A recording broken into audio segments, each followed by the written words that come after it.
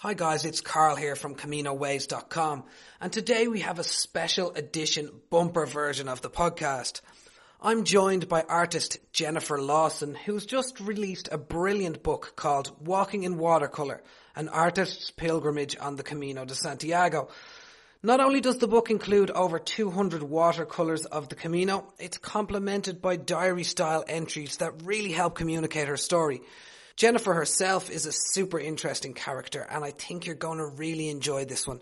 So without further ado, here's Jennifer Lawson. Jennifer, thanks very much for joining us and for sending us a copy of your book. It's actually made its way around the office here. We're all Camino fanatics and everybody loves it. Great. I'm a Camino fanatic also. Excellent. And obviously you're a recently converted Camino fanatic, is that correct? Yes, we took our walk in 2014. Okay, brilliant.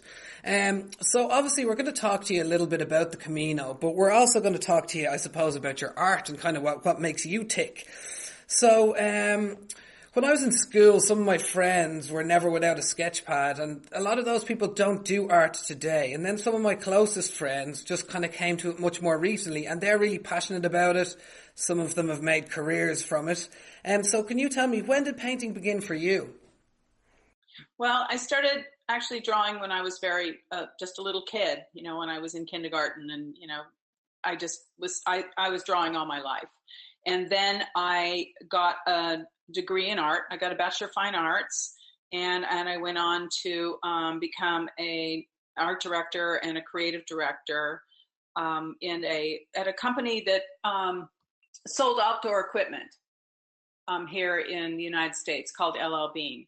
And that was a great career. And at that point, I sort of stopped really drawing or sketching for my own, pleasure, because I was working. And so it wasn't until after I was done working, after my career at LL Bean ended, that I felt that there was something sort of creatively missing in my life. And I grabbed a sketchbook and a pencil, and I started to draw again, and I was terrible. And but I kept at it, and eventually it just became, more and more part of my life. On and off in between jobs and doing this and that, but sketching sort of became, it got under my skin and became part of my life. And so then I got to the point where I was never really going anywhere without a sketchbook. Amazing. And look, it's produced some absolutely fabulous results. So I just wanted to ask you a little bit about the decision to leave LL Bean. Was that more about the art, or was it more about travel? Because you've managed to kind of marry the both of them. I think it had to do with the fact that I had worked at this company for 20 years, and it was time to move on. And I took up a more of a freelance type career, so I could travel and experience more in life. And but the decision to go on the Camino had a lot to do with my commitment to art, or kind of trying to understand what my commitment to art was. Okay, brilliant. And in terms of your commitment to art, I've noticed from a lot of the work that you do, and especially obviously the book that we're talking about today, Walking in Watercolour, an artist's pilgrimage on the Camino de Santiago. Obviously, you've come from a creative design background, and you were, through your work, I'm sure you were exposed to lots of modern and digital art, but you've really taken it back to basics with this one. And why did you choose to go for watercolour? Well, when I first started to travel, I was actually, at that point, I was a little bit more of an oil painter and a sketcher. And I realized that oil paint wasn't going to travel very well. So I kind of taught myself watercolor, because it was a way to use color, which I really, really like, and add it to my sketches. And it's so portable, and it works so well with pen and ink. And then you kind of throw that color on there, and it just is an incredibly rewarding way to record your life. Yeah, absolutely. I think it fits really well with the theme of travel as well. It's very Yes. unique to see. I suppose the way that you've structured the book, it's quite chronological. It's like a diary that goes through your entire trip along the Camino. You've combined your art with a lot of walking and hiking. So is the journey itself, is the hike a passion of yours, or is it just simply a means of creating a story that you can tell through your art? I actually am kind of an avid hiker, walker, bicyclist, runner, very outdoorsy, skier, all that. So I would say that probably the two of them were sort of going side by side in my life. And it wasn't until I started to travel that they became one. It was, and then the Camino, walking the Camino was when I sort of said, I need to understand what my commitment to art is and to sketching. And so that's when we decided to do the Camino to commemorate a birthday, that I was going to sketch every day. And that's when I really kind of put the stake in the ground and said, that made that commitment, because there was a lot of times that I could let life go by and my sketchbook would lay unopened and, for a couple of weeks or something. I called myself a lazy sketcher at times. But once I went on the Camino and I sketched every day, it's when it kind of changed my life, and I put a huge commitment to it. Okay, brilliant. Obviously, you're an avid fan of outdoor activities. Now, I've found personally that for me, walking is something I love to do, and I've found it very powerful. And I think that a lot of Camino fans would agree that people often underestimate the amount of time they spend thinking with no external distractions. A lot of us have our heads buried into our phones these days or into our emails. And I think the great outdoors has given me the clarity to make some of the best life decisions I've made. I was wondering, is that something that you experienced during your Camino walk? Yes, I would say that I think that the Camino walk was, which I didn't realize it when I was on the walk, but it was kind of life-changing, because I sort of was able to look deep inside myself and kind of understand who I was and what motivated me, whether it was walking or sketching or meeting people from all over the world. But it was a a time where that was the only focus in my life, was walking and getting to the next town and sitting down and sketching what I saw. And it was wonderful just to have that as my life for those brief 32 days. Yes, it's absolutely amazing, I suppose, just to have a goal in front of you that's so simple, but yet so rewarding. Exactly. The next thing I wanted to ask you about is just kind of yourself as a well-travelled individual. I'd say your passport is absolutely full of stamps now, is that correct? Yes. The Camino itself, when did you first hear about that, and what attracted you to doing that, when obviously there's a whole wide world out there? I had never heard of the Camino before. I mean, I've lived in Bali. I sketched my way through Bali. I climbed Mount Kilimanjaro, so I sketched my way up Kilimanjaro and back down, and all around Maine and around the United States. But I had never heard of the Camino until 2013, when my sister told me about it. And so I was very, very curious, and I researched it and decided and then I read a lot of books about it, and then I decided it was something I wanted to do. And so I mentioned it to Patricia, and she said, sign me up. And that's so it was like in fall of 2013 that we started to plan our trip for April of 2014. And seeing as how you've just mentioned Patricia, this is Patricia Lenin, who you collaborated with on the book. Could you just tell me a little bit about her role in the project?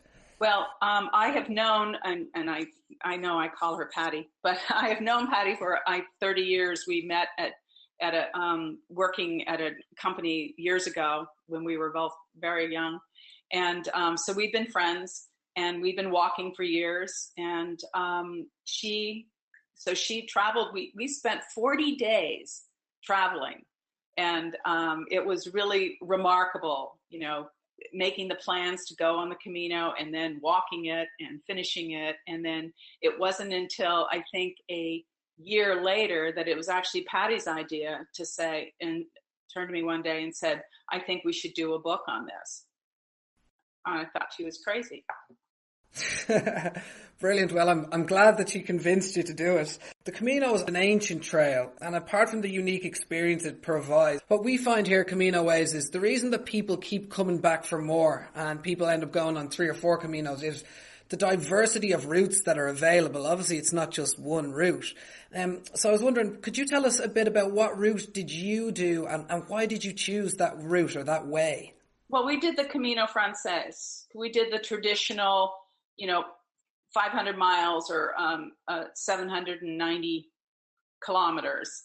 And I actually didn't really know that there were other routes until after I was actually on the Camino, and there were people coming up from Portugal, and then we heard about the Norte, which we would like to do. But I think it was just because that was the traditional, route. A lot of the time in here, we refer to the Camino Francaise or the French way as kind of the social Camino. We would always say to clients that it's one of the best places to meet fellow pilgrims. Would you have met fellow pilgrims along the way? Yes, very. There was actually, we met people, and we met quite a few people. They become sort of your Camino family because you sort of see the same people, you run into them as you walk across the country. But we did meet a fellow from Canada, and he was walking with 2 fellows from the Netherlands. And I have actually walked other Caminos, and I actually walked the Via Francigena with my friend Lawrence from Canada. So we struck up a friendship, and we are now, walking pilgrims together. Wow! So you met Lawrence on the French way, or was it on the Via Francigena? Yes, I met him on the French way. Yeah, I have illustrations of him in the book. Actually, on page 67 is Lawrence, Wim, and Erwin having a beer in Sarria. Amazing. So anybody who gets the book, you now have a little bit more to the backstory and what happened after the book, and you should definitely check that out. So obviously you guys spent an awful long time on the trail. Some people only go and do the last 100 kilometers, but you went and did the whole thing. So I'm wondering, what was the biggest challenge? For me, the biggest challenge was carrying a 20-pound pack on my back. Walking, there was no problem with walking, no blisters, anything like that. I pretty much had all the right gear, but it was the weight of the pack on my shoulders was probably the hardest thing for me to deal with. And I always blame it on my sketch kit that weighed a little bit more than what other people were carrying. But that was the hardest thing. Those days were long. Yes, I can imagine now. Anytime I've done the Camino, I've kind of done it with luggage transfers involved, so I've never actually carried the pack the whole way. So fair play to you. That definitely sounds like a physical endurance test. Well, I actually think that maybe I won't carry my pack anymore if I go again. Just a little bit about the creative process. Can you explain a little bit about your creative process along the way? Were you taking pictures and then painting them at night, or were you pausing during the day to take your pictures? Because it's a long day's walk every day.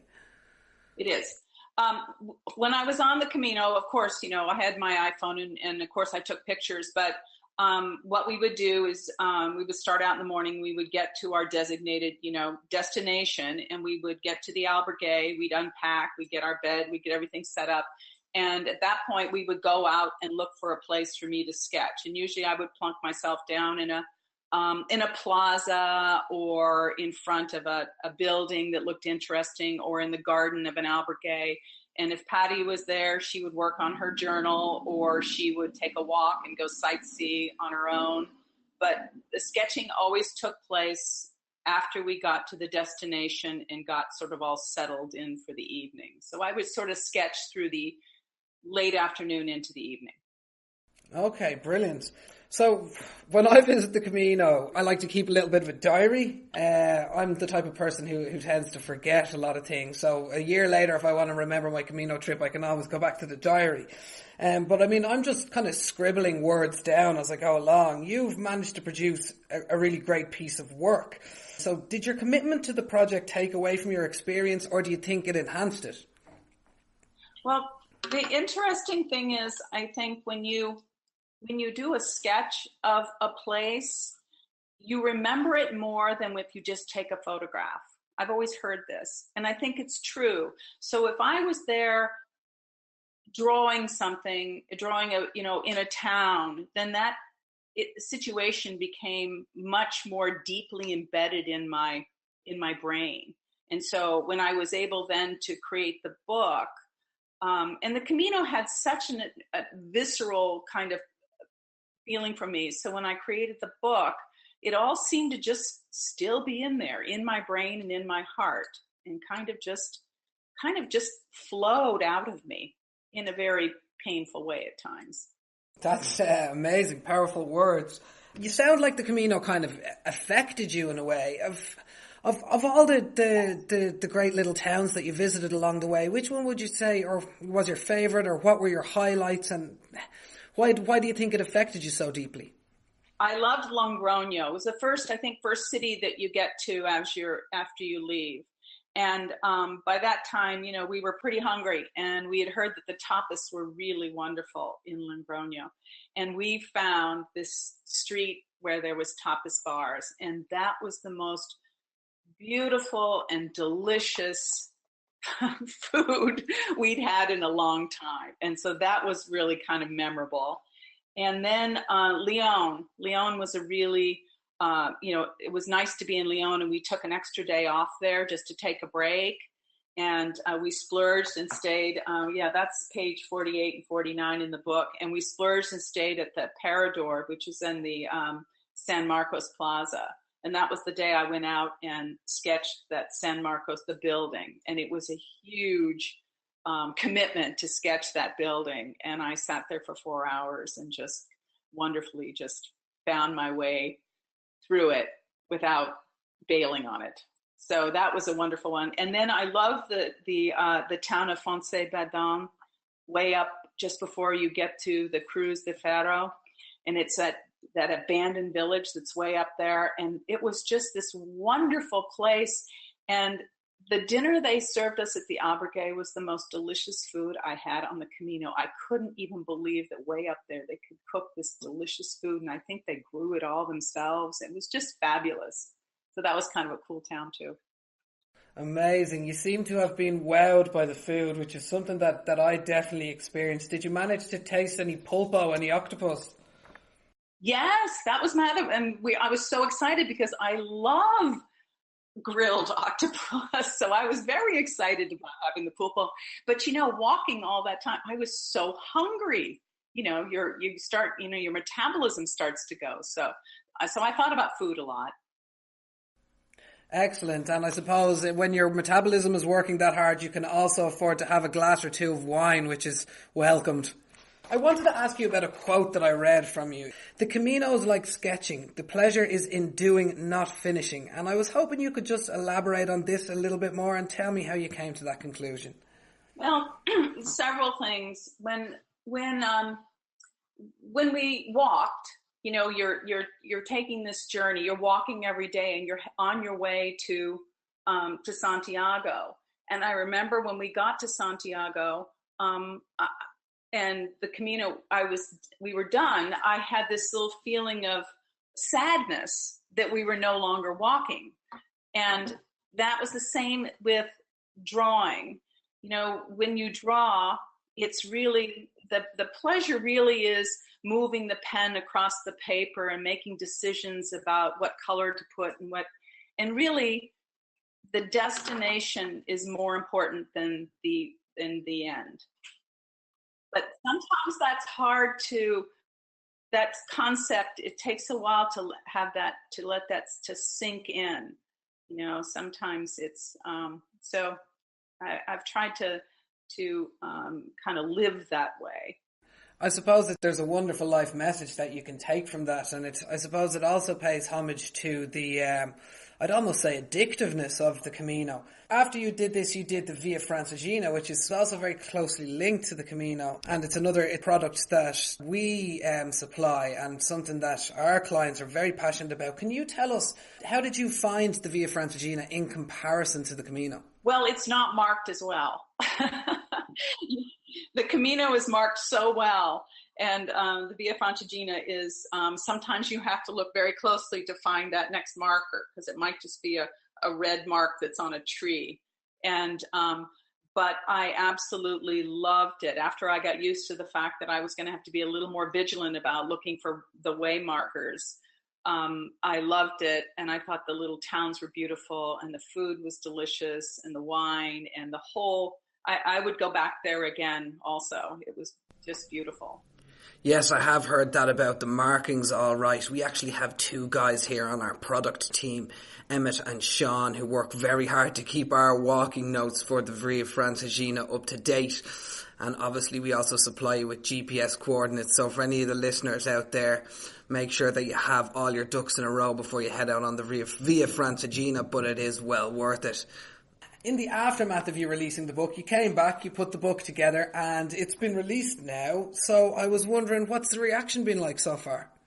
It's been lovely. We've met people that have, my biggest fan is my mother. She's 92, and she has read the book 12 times now.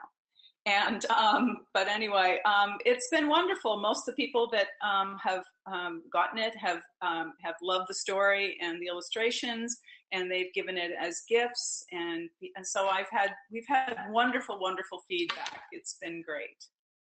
That's excellent. I suppose you can always count on mothers to support your work. I think my mother will probably hear you talking on this podcast now 12 times. That's great. Jennifer, I suppose the last question that I have for you is, what's next for you now? Well, we've talked about doing the Camino Norte maybe next spring. You know, we've got a lot of work to do with the book right now, marketing the book, and I have other things going on. So a couple of us have talked about doing the Norte, but I think I'd really like to go back to Italy and do more on the Francigena. That is brilliant. Well, listen, Jennifer, thank you so much for joining us today. It was an absolute pleasure. Thank you, Carl. It was wonderful. You're very welcome. If you guys would like to find out any more about Jennifer and her projects, just visit her website. It's jlawsonart.com. If you'd like to purchase the book we've been talking about today, Walking in Watercolour, An Artist's Pilgrimage on the Camino de Santiago, just search for it on Amazon and you can get it shipped anywhere in the world. It comes highly recommended from us all here at CaminoWays.com. That's all from us this time around, guys. For those of you who don't know, our episodes are available on your iPhone podcast app, as well as on Android, Downcast, Pocket Casts, or literally wherever you listen to your podcasts. Just search for Camino Ways. They'll also always be available on our website. Just type Camino Ways into the search bar and subscribe, guys. We're going to focus on delivering more of these long-form podcasts going forward. We're also going to keep our punchy short episodes that you've come to know. We're looking for your feedback, so if you have any feedback or recommendations on who you'd like us to talk to, please contact us via our Facebook page, CaminoWays.com, or drop us an email at marketing@CaminoWays.com.